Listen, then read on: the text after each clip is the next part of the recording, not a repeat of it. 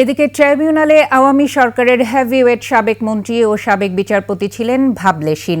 Prison ভ্যানে ওঠা নামার সময় কেউ হাত নেড়ে দোয়া চেয়েছেন, কেউ ইশারায় জানান ভালো আছেন। এজলাসের কাঠগড়া থেকে প্রিজন ভ্যানে ওঠা পর্যন্ত সবার নজর ছিল জুলাই আগস্ট গণহত্যার এই সুপিরিয়র রেসপন্সিবলদের ওপর। শাকিরা আরজুর আরেকটি রিপোর্ট। কয়েক মাস আগেও তারা ছিলেন ক্ষমতার কেন্দ্রবিন্দুতে।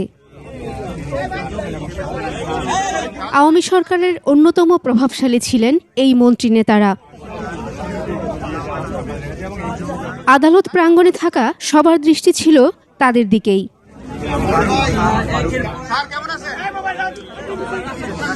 টানা 2 ঘন্টার শুনানি শেষে কাঠগড়া থেকে বের হয়ে প্রিজন ভ্যানে ওঠার সময় হাত নেড়ে অভিব্যক্তি জানান কেউ কেউ। দুহাত তুলে দোয়া চান জুনায়েদ আহমেদ পলক।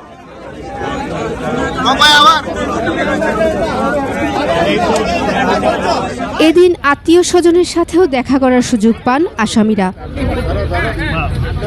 মাঠের অলরাউন্ডার আমি, আর ঘরের অলরাউন্ডার টাইলক্স।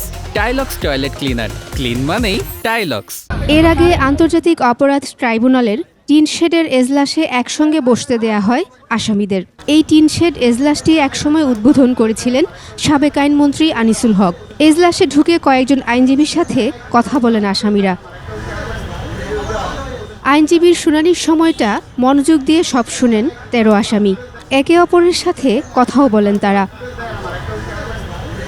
শাকিরা আরজু, 21 টেলিভিশন, ঢাকা।